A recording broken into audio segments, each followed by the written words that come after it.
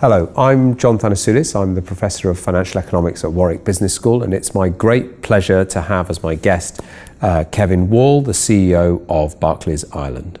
Thank you so much for joining us today here at the Shard. It's a real pleasure to have you.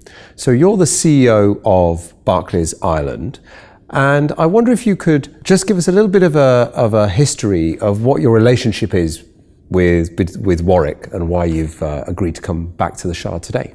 Okay, no, thanks, John. Well, it's a great pleasure to be here. I have been to these wonderful facilities before, so it's nice to be back. So I graduated from Warwick with a BSc in Accounting and Financial Analysis in 1981, quite a long time ago. It was a great 3 years, and actually what I studied there and some of the lessons that I can still hazily recall have stood me in good stead. Now, winding forward to the present then, Ireland is a very important part of the European Union, and of course we're undergoing Brexit here in the United Kingdom. So the question I wanted to ask you is, do you think that in the light of Brexit, that the future of finance for Europe actually lies outside of Europe, in Asia and in the United States? Or do you think Europe will remain an important global centre for finance? I absolutely think Europe will remain a very important global finance centre, no question about it, as will London. So, if Brexit continues on its current path, and who knows whether it will or it won't, then there will be some jobs that move from London to certain continental cities, including Dublin. But I don't think we're talking hundreds of thousands. We're talking much smaller numbers. So London will still occupy a very important role. Europe will still enjoy a very important role.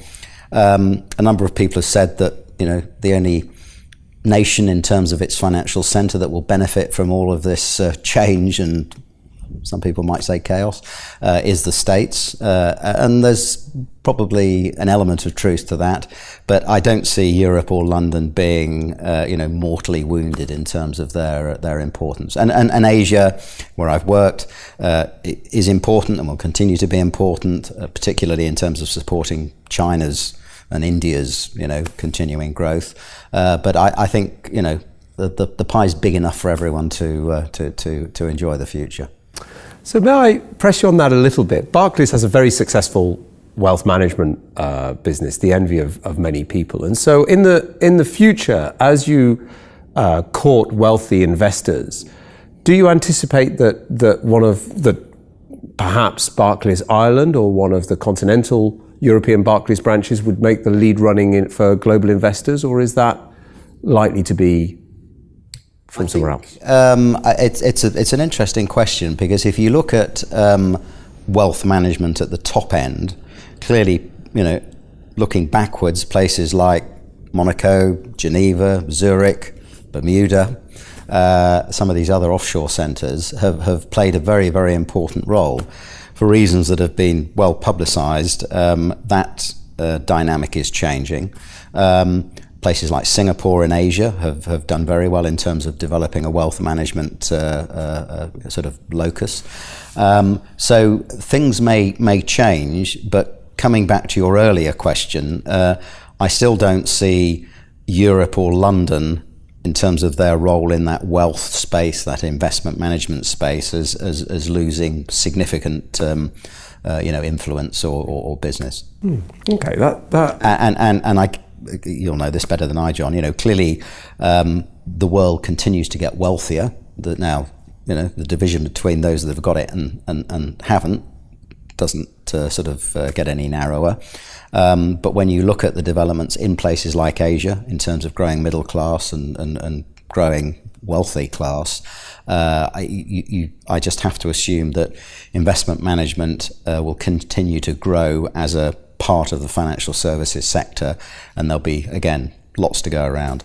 Barclays is part of the banking sector, a very large part, and the banking sector is facing some very interesting challenges from FinTech type companies, very insurgent, small firms, very technologically savvy. How is Barclays responding to that threat? Well, we pride ourselves, notwithstanding the fact we're a big organisation and we've been in business for over 325 years, we do pride ourselves on being reasonably innovative. In fact, this year is the 50th anniversary of the first ever ATM, or cash machine, in the world, which happened to be a Barclays ATM in Enfield in London all those years ago, and we've done many other things in terms of innovation since. More recently, we did the first blockchain trade financing deal. So whilst we are a big organisation, and big organisations aren't always associated with innovation, we pride ourselves on trying to innovate, and we're working with a lot of FinTech companies, startups, companies that started up a few years ago, and some of the bigger ones. We've taken some equity stakes in some of them. We have some very innovative and edgy labs, for want of a better term, in places like London, Tel Aviv, other parts of the world, other parts of the UK, and so for us, yes, there's a threat there, a competitive threat, which is a good thing. If there was no competition, we'd all just sort of, vegetate. But we also work in collaboration. And I think when you look at FinTech and you look particularly at the payment space more broadly and how that's evolving, I think the future is one where you do have some more established organisations, perhaps like a Barclays, working very closely with some of these newer FinTech, for want of a better term, players. So yes, competition, but that's good. And I think there's a complementarity around this space that will continue. No question about that. So could I get you to crystal ball gaze a little bit as to what might be so different because of FinTech? Would the consumer notice beyond perhaps being able to make some transactions a bit faster? I think they're noticing that already, and some of that is down to FinTech entrance. Some of it, in fact, is just innovation by the existing players, which might have been prompted by competition from FinTech entrance. I think it is, by and large, areas that consumers almost view as a utility now. When they want to pay for something, they want to do it with convenience, they want it to happen speedily, they want it to be hassle-free. And I think we'll just see, more and more of that happening. There are many countries, States is a good example, if you go there on holiday, where you sort of find some of their payment practices quite behind the UK and Europe. So I think there's parts of the world that have still, to catch up to where we might be in the UK, or maybe countries in Asia maybe. But I think to your question, John, it's going to be more impactful in terms of just more efficiency, a lot happening away from the consumer's eye, as it were. It'll be happening sort of behind the curtains, it'll be happening in the plumbing, but it just means greater efficiency, more security, because clearly that's a big challenge when it comes to payments in particular. Okay, no, that's very interesting. I wonder if I could ask you a couple of questions related to the huge financial crisis which hit the world. And the first one links slightly onto the FinTech story. So one of the things that people have pointed out about FinTech, blockchain in particular, is the ability to circumvent a central bank. How important do you think the role of a central bank is to how dependable and secure a bank like Barclays is? I think it's critical. I think clearly central banks around the world have evolved, as have banks like ours and the whole financial system, particularly when it comes to the prudential as well as the supervisory roles that they play. I think a world without central banks would be a dangerous world. I appreciate that there's a political element to what I've just said, particularly in parts of the States. But I think by and large, central banks do a good job. They've made mistakes, no question about it. And I think in the lead up to the financial crisis, with hindsight, it was clear that mistakes were made, by central bankers, by politicians, by banks themselves.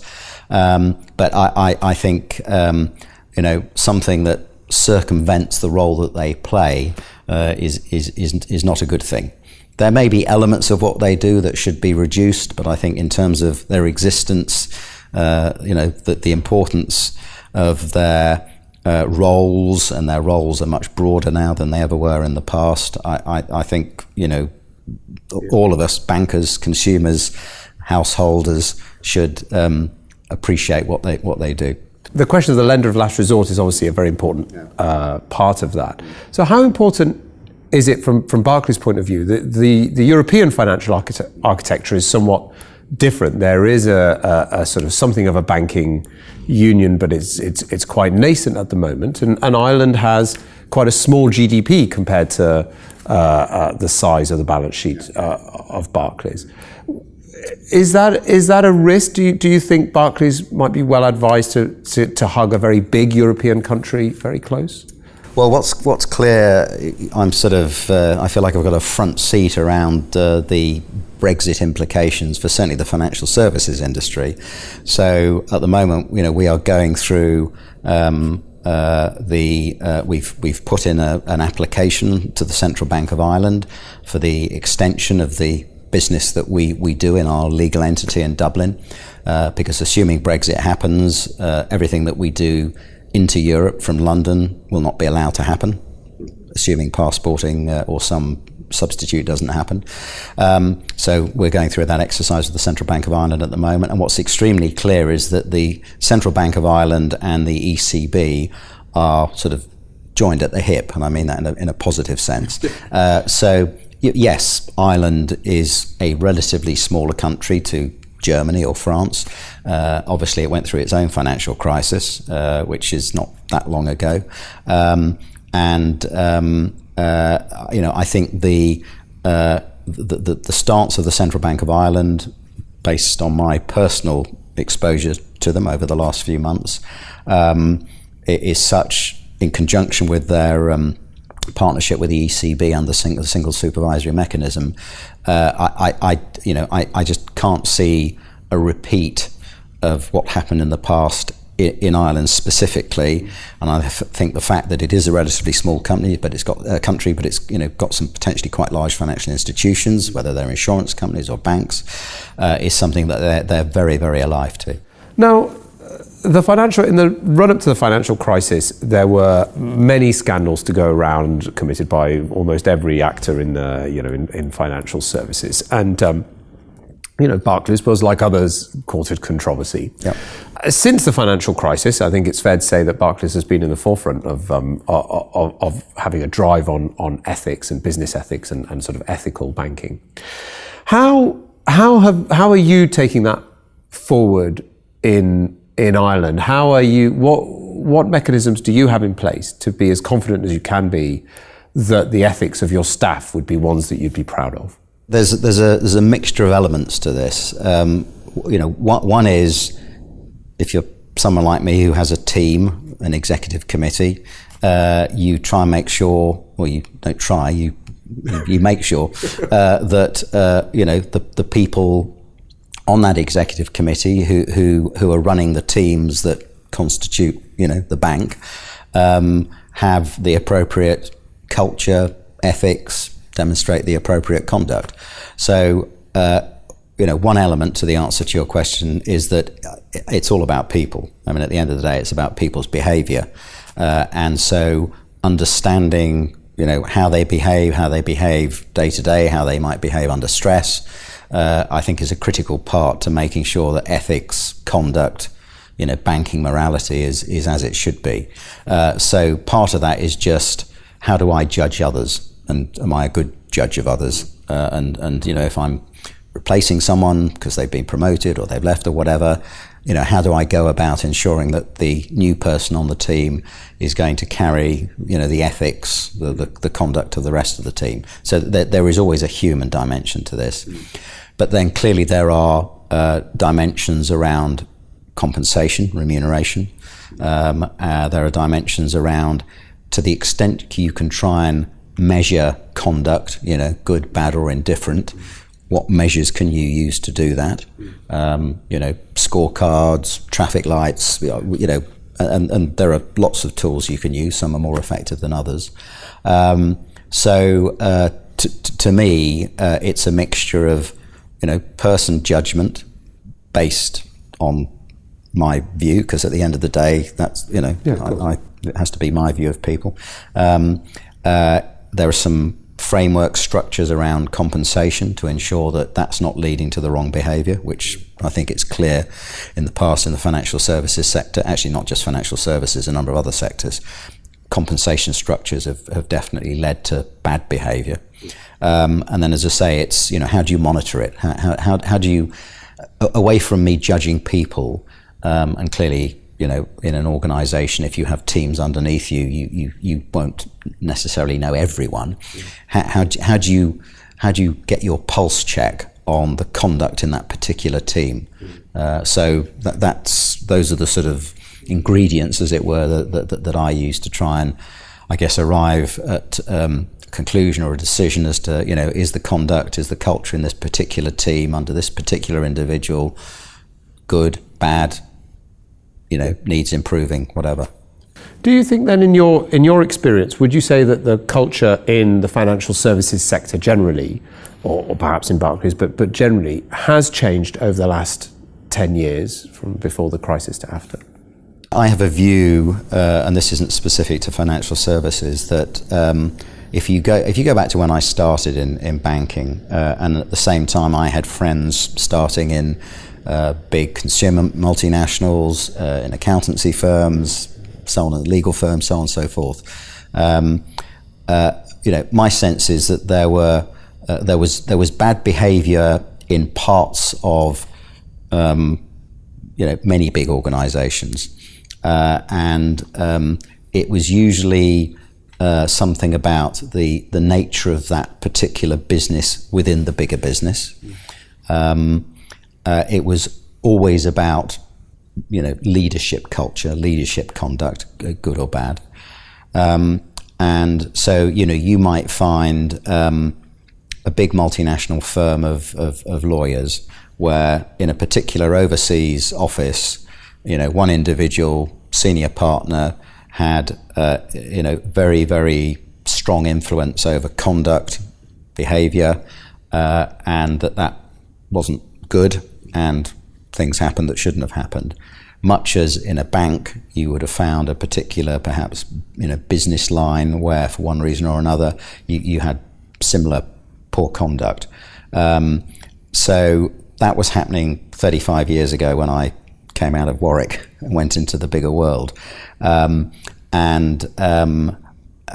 think, around the world, there's a lot more awareness and attention on these issues and topics now. The fact is, human beings being human beings, I suspect you will never ever outlaw poor conduct, whether it's in a bank, a big multinational, small startup, the film industry. So it would be sort of naive to think that you're ever going to eliminate it completely. But going back to what I said earlier, what you can do is develop tools, training for people. I've had training, some good training around this topic, and just ensure that when it's starting to happen, you pick it up early. There's clearly a lot more said and written about it, and in many respects we're in a much better environment as it relates to financial services in terms of conduct and culture than was the case a few years ago. But I think people would be naive to think that this will ever go away, because human beings are human beings. In Europe, we've been right at the front, I think, of trying through regulation to try and change culture. Perhaps some other parts of the world have been less focused on sort of the compensation dimension. Does that mean that has it become any harder to attract international talent to UK, Ireland, Europe from Asia and the US, or has that really not changed? I don't see that having changed. I mean, most central banks, most regulators, most big sort of well-behaved banks now pretty much abide by the same rules, guidelines, call them what you will. There are some differences, and I think in the UK and Europe we're arguably we've come further on this path than maybe some other parts of the world. But it's not a big impediment to. It's not a question anymore of we won't pay you a bonus, and this chap in another continent will pay you some extreme bonus. So the UK and Europe tends to be more disciplined around variable remuneration in the form of equity for senior executives, which has to be a good thing, rather than cash, which was the case some years ago. But by and large, compensatory differences are not that significant a differentiator in terms of whether you can hire good people or not. I think it's more around, does your strategy stack up? Is what you're offering them in terms of career progression attractive to them? Kevin, thank you very, very much indeed.